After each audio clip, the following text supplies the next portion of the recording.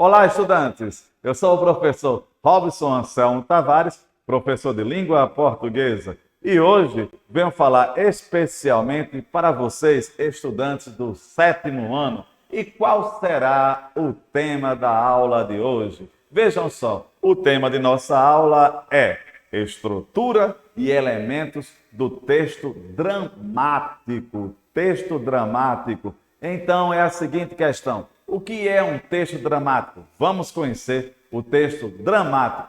Mas, para iniciar a nossa aula, trouxe para vocês um pensamento para meditar, para conduzir ao nosso estudo de hoje. Vejamos, na tela nós temos a seguinte questão: ninguém é tão sábio que não tenha algo para aprender, e nem tão tolo que não tenha algo para ensinar. Blaise Pascal. Então é aí, estudantes. Então vamos conhecer aqui o texto dramático, a estrutura do texto dramático, para que vocês, estudantes, na sua escola, na sua comunidade, possam também exercer, estudar e também dramatizar. Vamos conhecer mais? Vamos lá aqui. Na tela, trouxe o objetivo geral. Qual é o objetivo geral? O porquê de estudar o texto dramático vai ser reconstrução da textualidade, efeitos de sentido provocados pelos usos de recursos linguísticos e multissemióticos. Isso dentro do texto dramático. Texto dramático. Então, vamos lá. Aqui nós temos, certo, na tela, a seguinte questão. O texto dramático, certo, é um gênero textual, derivado do texto narrativo, tendo como principal característica ser escrito para ser representado.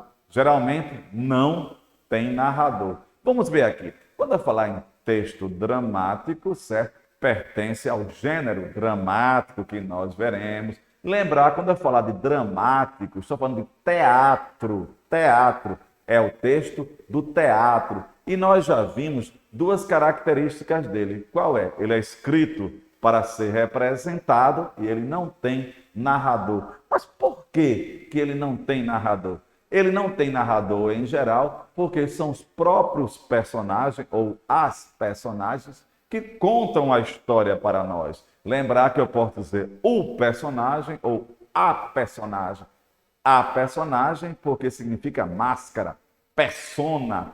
Vamos adiante. Nós temos aqui, olhando para a tela, nós temos os textos dramáticos estão subdivididos em atos e cenas e apresentam um nome da personagem que dialoga antes da sua fala, marcando assim a sua entrada em cena. Por exemplo, vejam só, corta para mim. Nós temos assim, Maria, dois pontos, entra e fala tal coisa.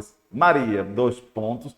Veja que há o nome da personagem e a indicação de sua fala. É por isso que estamos vendo isso. De novo, olhando para a tela, certo? Então nós vimos o quê? Vejam só, estão divididos em quê? Atos e cenas. E apresentam o nome da personagem que dialoga antes de sua fala, marcando a sua entrada em cena. Outro ponto, normalmente segue uma sequência linear, normalmente, de situação inicial, complicações, com um ponto culminante, a tensão do texto e o desfecho.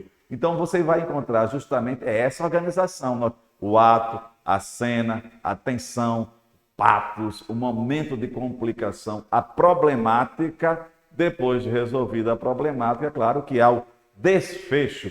E lembrando sempre que o texto dramático é teatro, certo? E vamos ter o quê? Vamos ter a indicação de falas com o nome das personagens, não há narrador e é feito para ser representado. Então é muito importante você ter esse conhecimento quando vocês, estudantes, forem lá na sua escola, representarem, fazerem uma peça teatral sobre um determinado ponto, assunto, etc.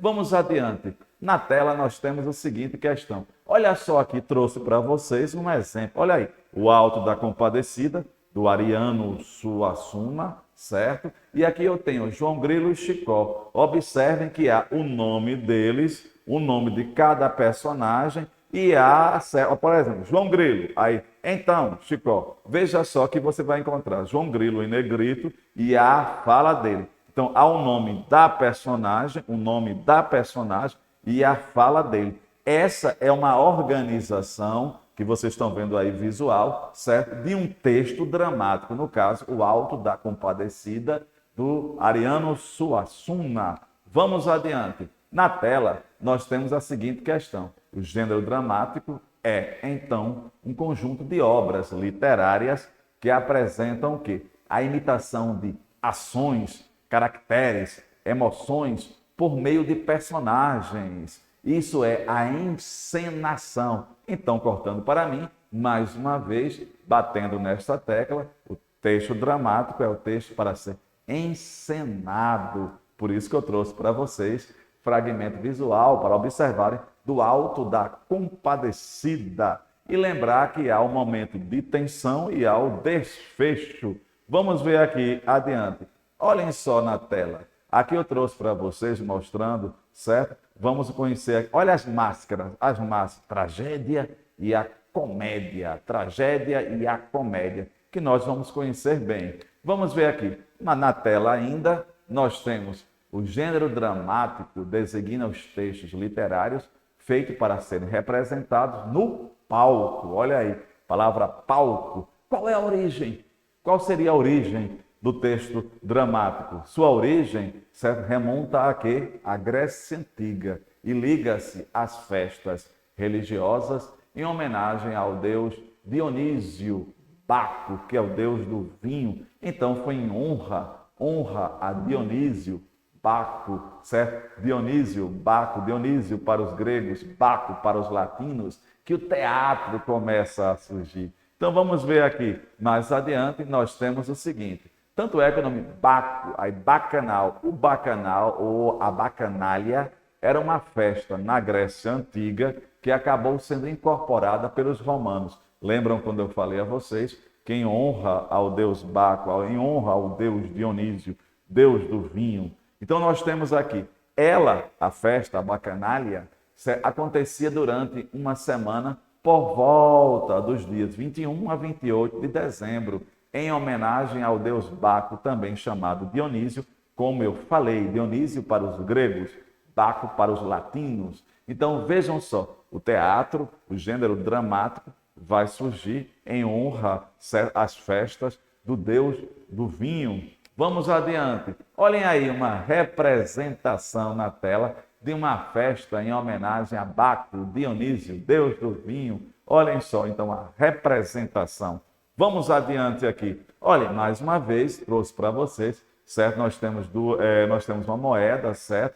Com a efígie, com o retrato do deus do vinho. Então é importante observar, bater bem nessa tecla, a origem do teatro, a origem grega. Vamos ver aqui. Olhem, ao longo dos séculos, esse gênero desprendeu-se da ligação com a religiosidade. Veja por que a religiosidade, a questão de Baco e Dionísio, e foi incorporando as marcas de seu tempo e as características dos momentos literários em que foi produzido, sendo ainda produzido, lido e encenado.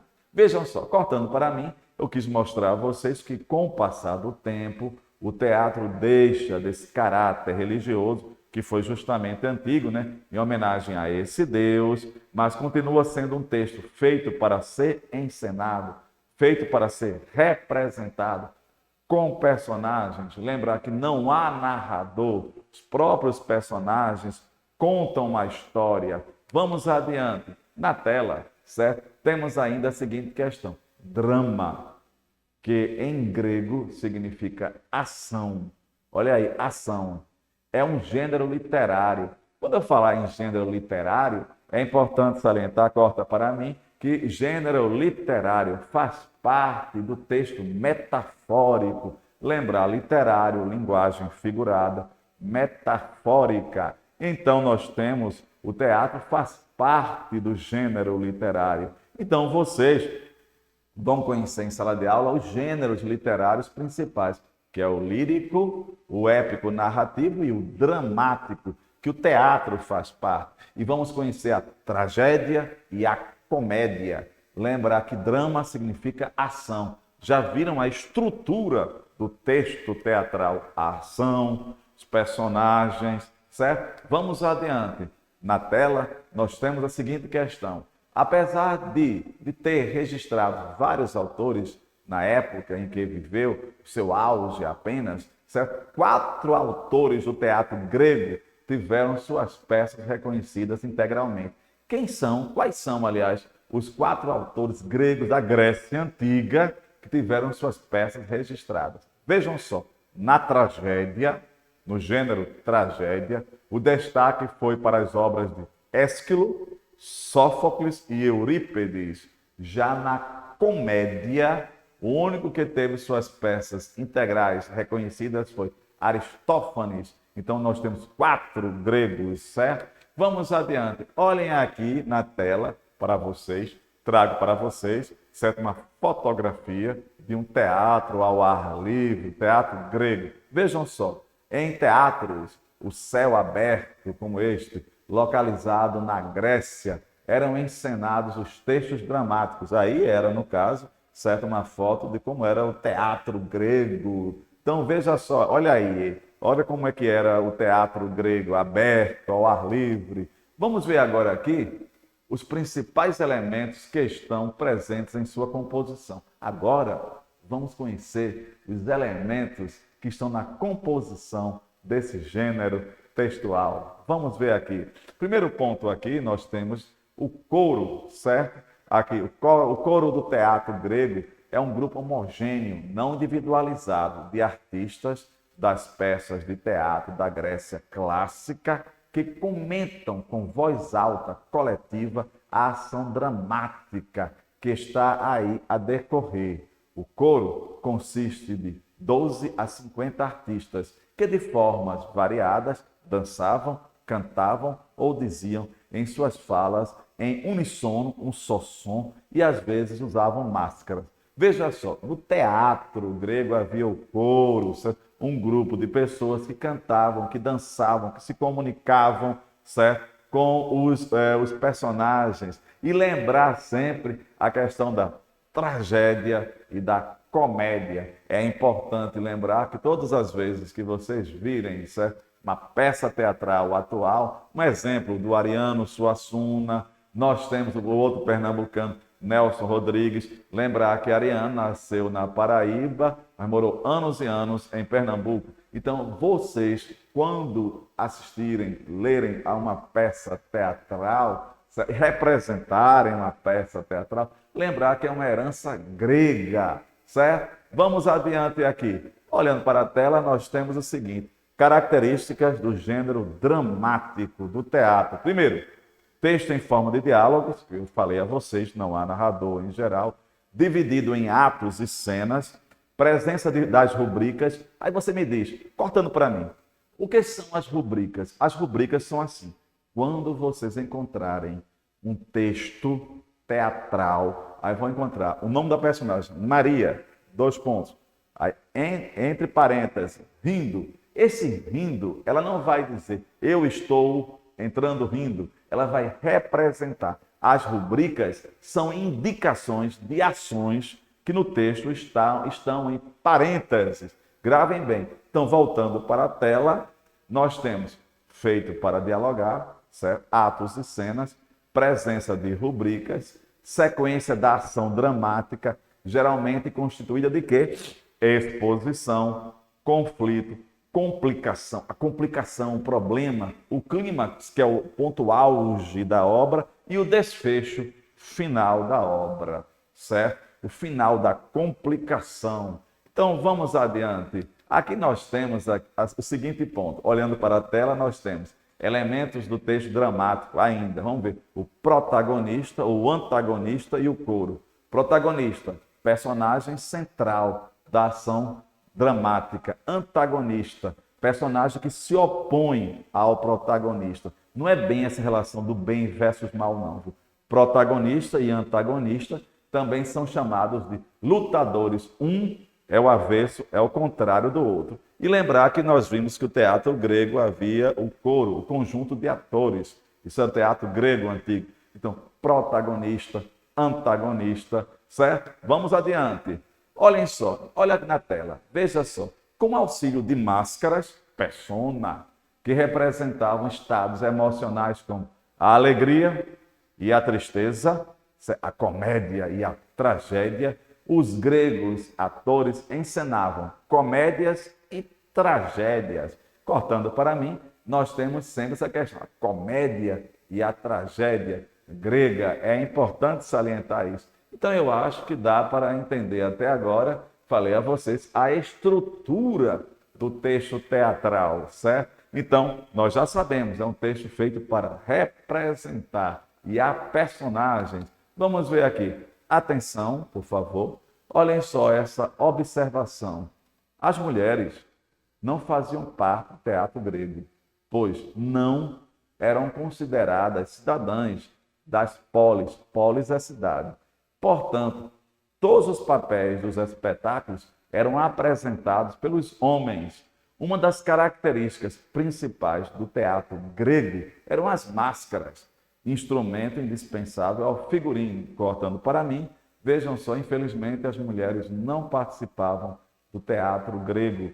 O teatro grego era representado por homens que usavam as máscaras, desculpem-me, e essas máscaras representavam, como já falei, a alegria e a tristeza, certo? Vamos adiante. Olhem aí mais uma vez, máscaras do teatro grego. Então é importante que vocês observem aí a alegria, a tristeza, a comédia, a tragédia.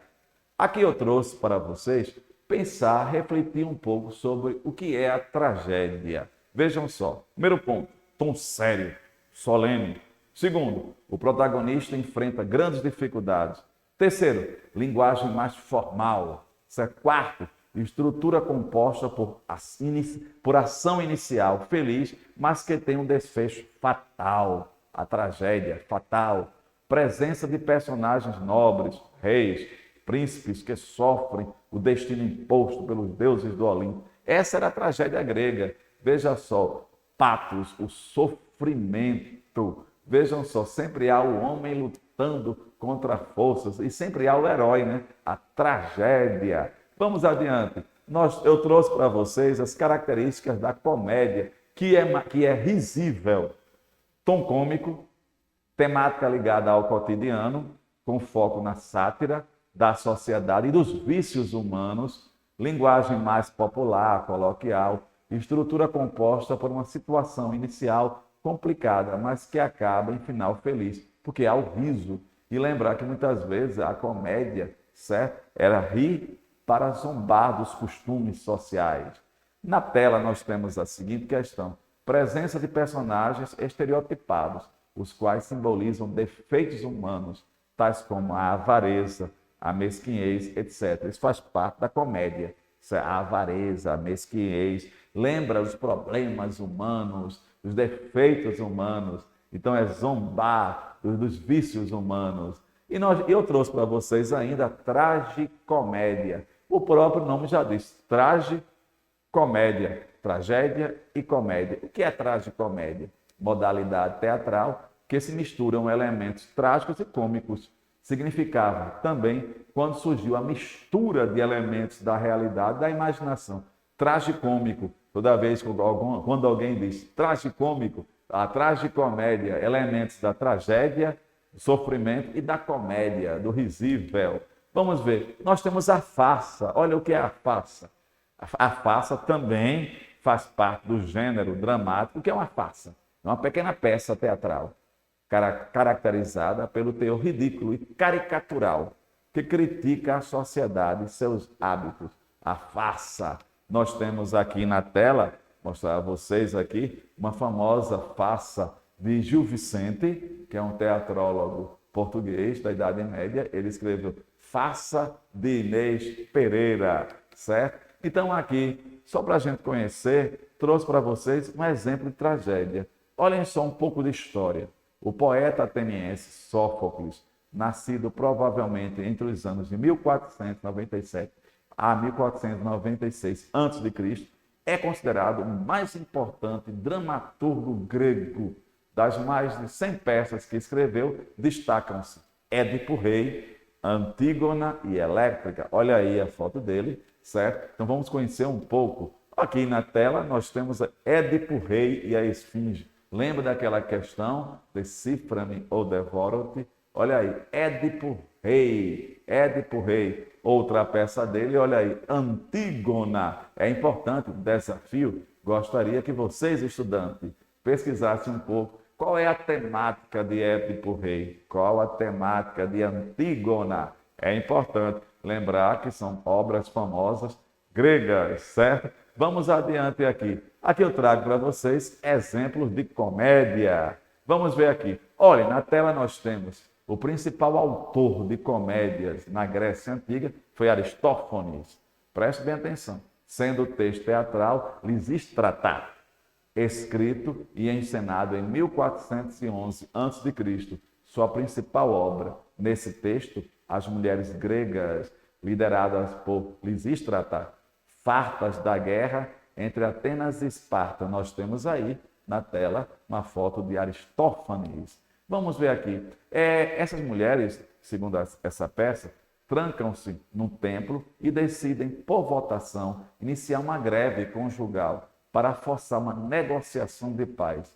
Essa estratégia, no entanto, provoca uma engraçada batalha entre homens e mulheres. Olha aí, mais uma vez, a tragédia e a comédia. Sempre lembrando que é uma herança grega. Então, vamos adiante. Na tela ainda, nós temos a seguinte questão. Tradicionalmente surgido na tragédia grega, o prólogo é um texto inicial, usado para situar o leitor do que vai encontrar na peça teatral, ou trazer uma introdução aos fatos que ocorrem em seu enredo. Geralmente era escrito em verso e anunciava a temática central. Quando eu falar de prólogo, é o início, é um comentário inicial. Por exemplo, na tela nós temos assim: ao abrir o pano, entram todos os atores, com exceção do que vai representar Manuel. Um exemplo. Imediatamente, após o toque do clarim, o palhaço anunciava o espetáculo. Aí veja, palhaço com grande voz, Alto da Compadecida, julgamento de alguns canalhas, entre os quais um sacristão, um padre, um bispo, para exercício da moralidade. Uma curiosidade para quem não sabe, no Alto da Compadecida, como eu já falei, uma peça de Ariano Suassuna, ela tem um palhaço, certo? Que não aparece no filme, mas esse palhaço é o representante de mostrar, ele tem um papel, aliás, de mostrar os atos, anunciar pontos da obra. É importante salientar isso. Olha aí na tela um cartaz sobre o Alto da Compadecida, que, por sinal, é uma obra disponível na internet. O Alto da Compadecida, de Ariano Suassuna, que é a comédia, né? Ao cômico. É importante observar isso. Então, são questões que eu gostaria que vocês entendessem. Essa questão, quando forem representar, pensar em representar uma peça teatral em sala de aula, pense, tragédia, comédia, pode utilizar tragicomédia, misturar elementos trágicos, a tristeza com o riso, certo? Então, na tela agora, observem o teatro infantil brasileiro. Eu não poderia terminar nossa aula sem falar um pouco sobre o teatro infantil brasileiro. Trouxe para vocês, olha, Maria Clara Machado. Para quem não conhece, foi uma escritora e dramaturga brasileira, autora de famosas peças infantis e fundadora do Tablado. É uma escola de teatro do Rio de Janeiro. Olha aí, Maria Clara Machado, o teatro infantil. Sua primeira peça, a de Maria Clara Machado, foi O Boi e o Burro a Caminho de Belém, de 53. Era um auto de Natal, quem rendeu ótimas críticas. A peça foi originalmente escrita para o teatro de bonecos, mas no fim acabou sendo montada com autores. Nós temos aqui, minha gente, qual é a principal obra de Maria Clara Machado? Vejam só, de qualquer forma, foi em 55 que surgiu o maior sucesso do Tablado, dessa escola de teatro de Maria Clara Machado. E o texto mais montado dela foi o Fantasminha, ou então Pluft, O Fantasminha. Essa peça que conta com humor, poesia e diversas situações, possui apenas 1 hora de duração, sendo considerada pela própria autora como sua obra mais completa. E aí veja a representação Pluft, o Fantasminha, certo? Gente, e eu finalizo com isso que está na tela. Preste bem atenção.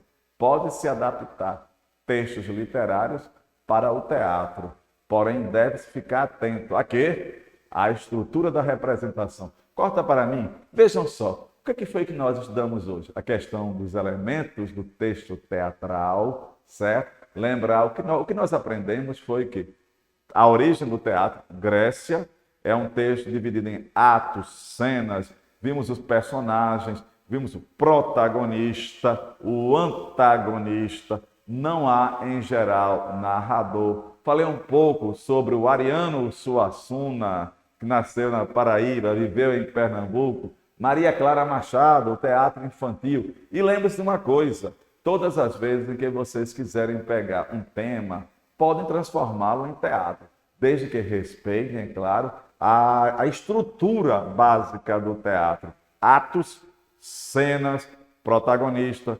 antagonista, lembrar o que? O momento de fala das personagens, a comédia, a tragédia ou a tragicomédia. E assim, minha gente, me despeço de vocês. Um forte abraço. Continue conosco no EducaPE. Um abraço do professor Robson Tavares.